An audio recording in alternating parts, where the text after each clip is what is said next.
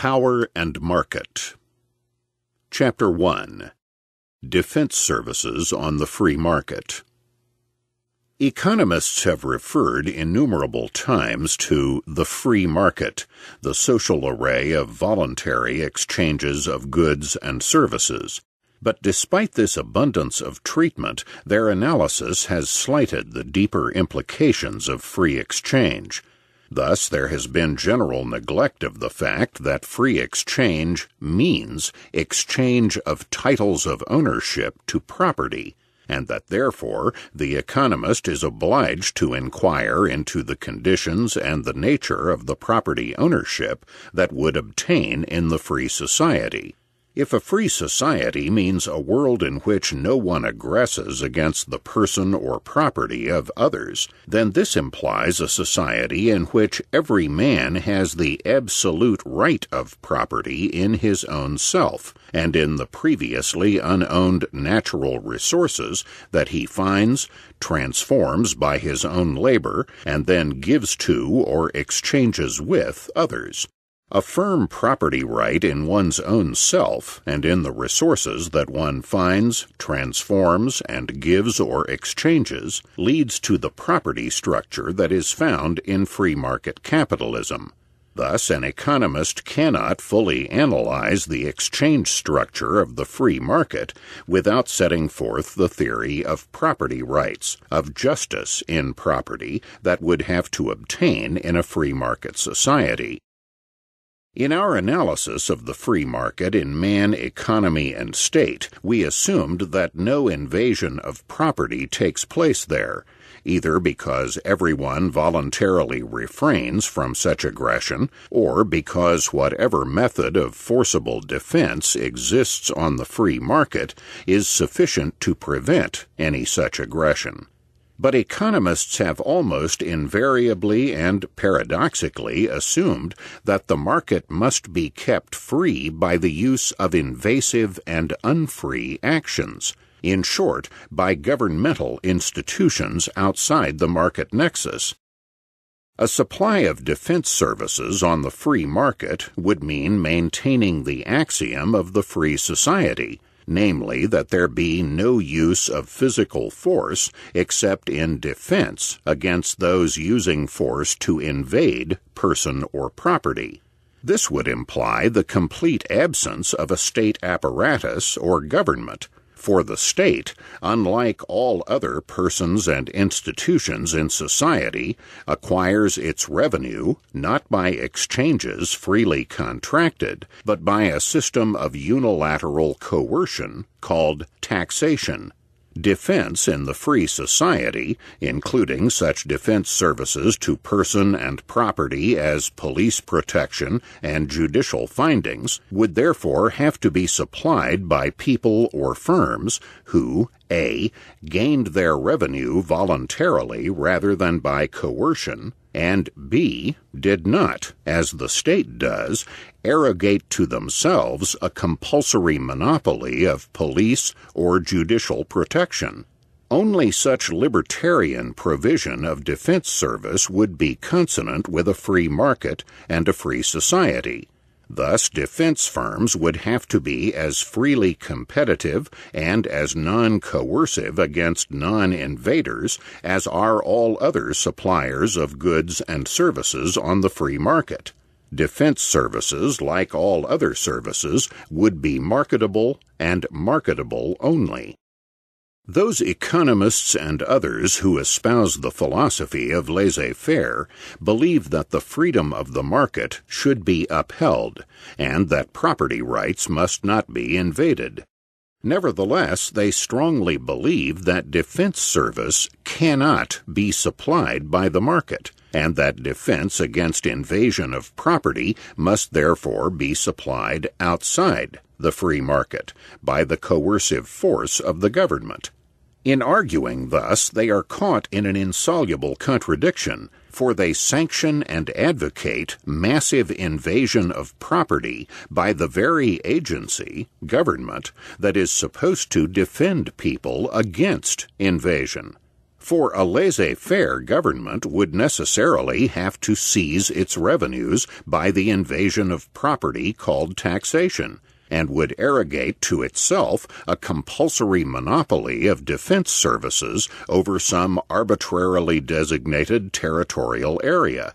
The laissez-faire theorists, who are here joined by almost all other writers, attempt to redeem their position from this glaring contradiction by asserting that a purely free market defense service could not exist, and that therefore those who value highly a forcible defense against violence would have to fall back on the state, despite its black historical record as the great engine of invasive violence, as a necessary evil for the protection of person and property.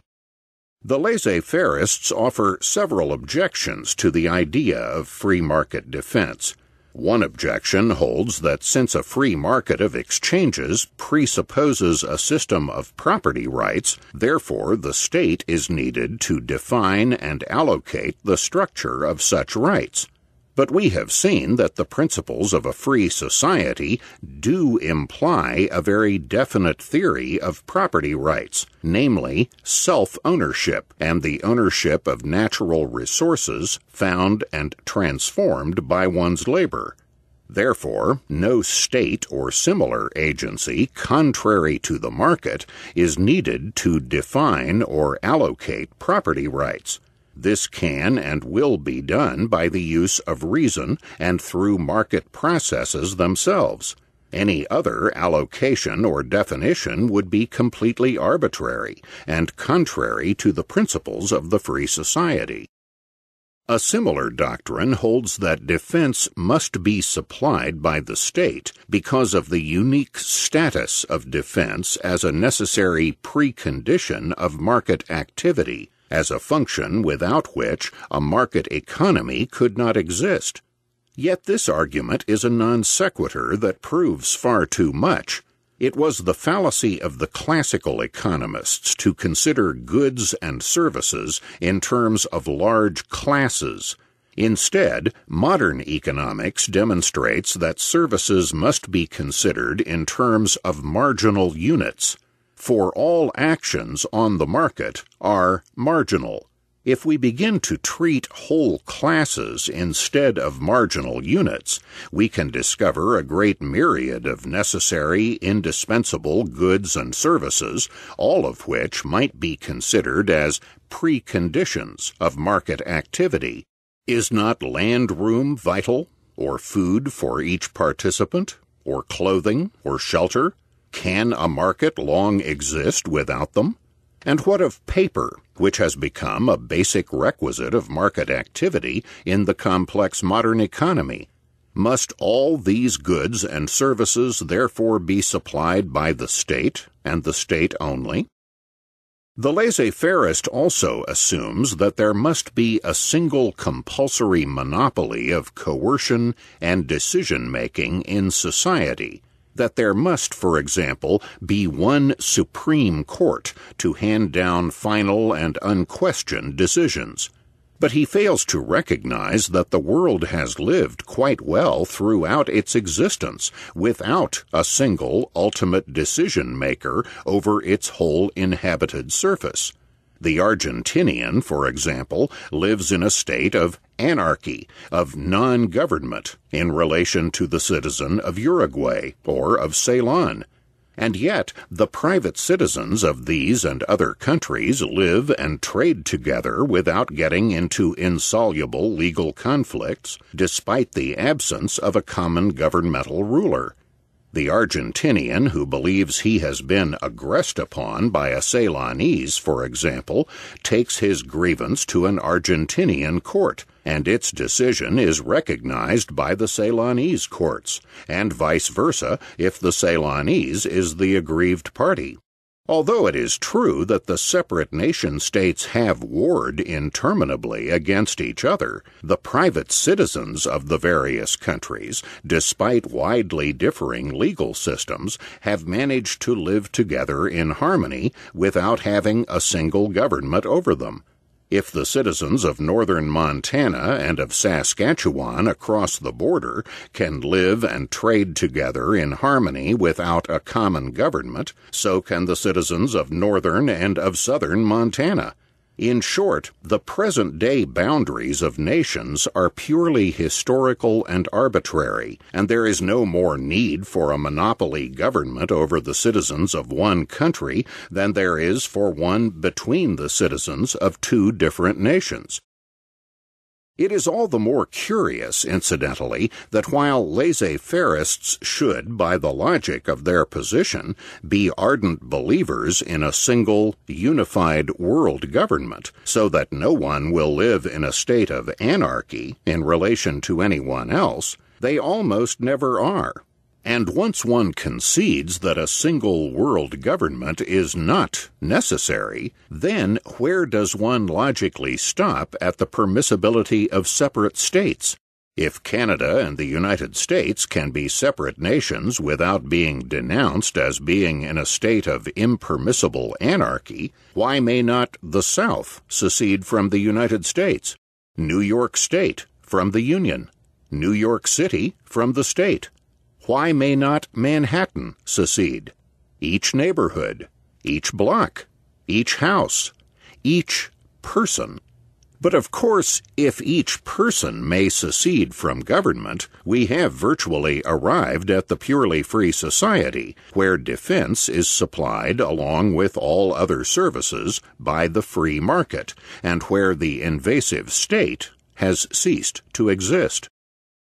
The role of freely competitive judiciaries has, in fact, been far more important in the history of the West than is often recognized.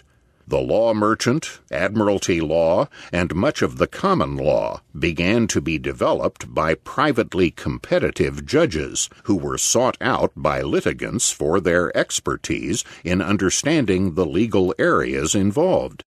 The fairs of Champagne and the great marts of international trade in the Middle Ages enjoyed freely competitive courts, and people could patronize those that they deemed most accurate and efficient. Let us then examine in a little more detail what a free market defense system might look like. It is, we must realize, impossible to blueprint the exact institutional conditions of any market in advance, just as it would have been impossible 50 years ago to predict the exact structure of the television industry today. However, we can postulate some of the workings of a freely competitive, marketable system of police and judicial services. Most likely, such services would be sold on an advance subscription basis, with premiums paid regularly and services to be supplied on call. Many competitors would undoubtedly arise, each attempting by earning a reputation for efficiency and probity to win a consumer market for its services. Of course, it is possible that in some areas a single agency would outcompete all others. But this does not seem likely when we realize that there is no territorial monopoly and that efficient firms would be able to open branches in other geographical areas.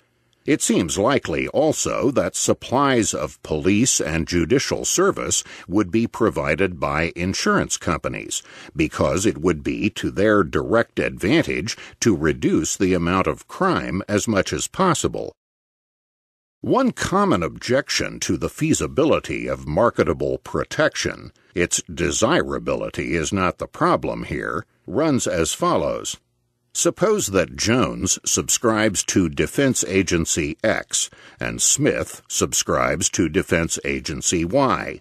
We will assume, for convenience, that the defense agency includes a police force and a court or courts, although in practice these two functions might well be performed by separate firms.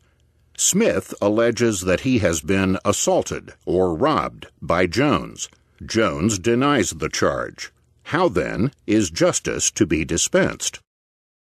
Clearly, Smith will file charges against Jones and institute suit or trial proceedings in the Y court system.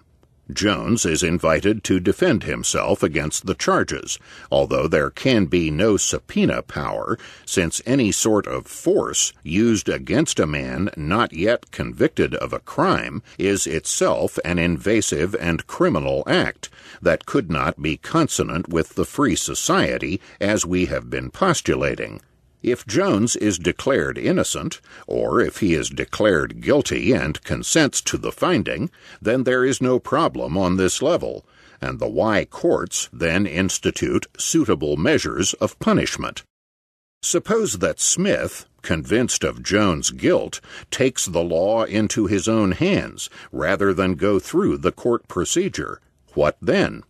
In itself, this would be legitimate and not punishable as a crime, since no court or agency may have the right in a free society to use force for defense beyond the selfsame right of each individual.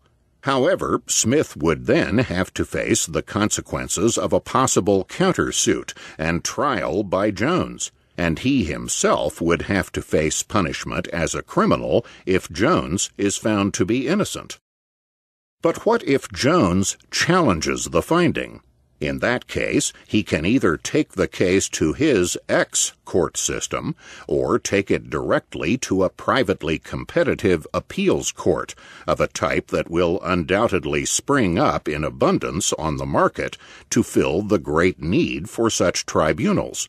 Probably there will be just a few appeals court systems, far fewer than the number of primary courts, and each of the lower courts will boast to its customers about being members of those appeals court systems noted for their efficiency and probity. The appeals court decision can then be taken by the society as binding. Indeed, in the basic legal code of the free society, there probably would be enshrined some such clause as that the decision of any two courts will be considered binding. That is, will be the point at which the court will be able to take action against the party adjudged guilty. The law code of the purely free society would simply enshrine the libertarian axiom, prohibition of any violence against the person or property of another, except in defense of someone's person or property. Property to be defined as self-ownership plus the ownership of resources that one has found, transformed, or bought, or received after such transformation. The task of the code would be to spell out the implications of this axiom. For example, the libertarian sections of the law merchant or common law would be co-opted, while the statist accretions would be discarded. The code would then be applied to specific cases by the free market judges, who would all pledge themselves to follow it. Every legal system needs some sort of socially agreed-upon cutoff point, a point at which judicial procedure stops and punishment against the convicted criminal begins. But a single monopoly court of ultimate decision-making need not be imposed, and, of course, cannot be in a free society, and a libertarian legal code might well have a two-court cutoff point, since there are always two contesting parties, the plaintiff and the defendant. Another common objection to the workability of free market defense wonders, may not one or more of the defense agencies turn its coercive power to criminal uses? In short, may not a private police agency use its force to aggress against others? Or may not a private court collude to make fraudulent decisions and thus aggress against its subscribers and victims? It is very generally assumed that those who postulate a stateless society are also naive enough to believe that in such a society all men would be good, and no one would wish to aggress against his neighbor. There is no need to assume any such magical or miraculous change in human nature. Of course, some of the private defense agencies will become criminal, just as some people become criminal now. But the point is that in a stateless society there would be no regular, legalized channel for crime and aggression, no government apparatus the control of which provides a secure monopoly for invasion of person and property. When a state exists, there does exist such a built-in channel, namely the coercive taxation power and the compulsory monopoly of forcible protection. In the purely free market society, a would-be criminal police or judiciary would find it very difficult to take power, since there would be no organized state apparatus to seize and use as the instrumentality of command. To create such an instrumentality de novo is very difficult, and indeed almost impossible. Historically, it took state rulers centuries to establish a functioning state apparatus. Furthermore, the purely free market, stateless society would contain within itself a system of built-in checks and balances that would make it almost impossible for such organized crime to succeed. There has been much talk about checks and balances in the American system, but these can scarcely be considered checks at all, since every one of these institutions is an agency of the central government, and eventually of the ruling party of that government. The checks and balances in the stateless society consist precisely in the free market, that is, the existence of freely competitive police and judicial agencies that could quickly be mobilized to put down any outlaw agency. It is true that there can be no absolute guarantee that a purely market society would not fall prey to organized criminality, but this concept is far more workable than the truly utopian ideal of a strictly limited government, an idea that has never worked historically, and understandably so, for the state's built-in monopoly of aggression and inherent absence of free market checks has enabled it to burst easily any bonds that well-meaning people have tried to place upon it. Finally, the worst that could possibly happen would be for the state to be reestablished, and since the state is what we have now, any experimentation with a stateless society would have nothing to lose and everything to gain. Many economists object to marketable defense on the grounds that defense is one of an alleged category of collective goods that can be supplied only by the state.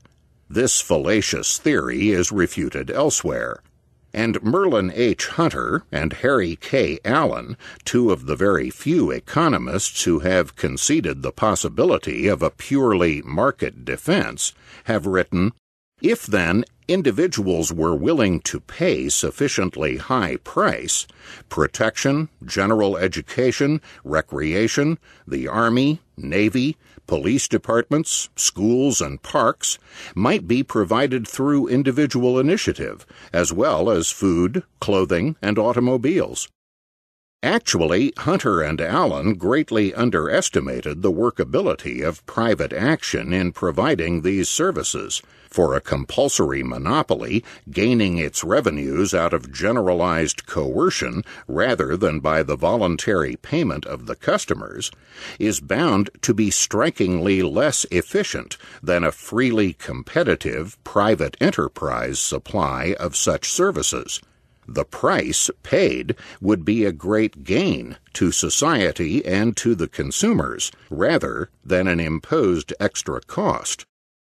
Thus, a truly free market is totally incompatible with the existence of a state, an institution that presumes to defend person and property by itself subsisting on the unilateral coercion against private property known as taxation.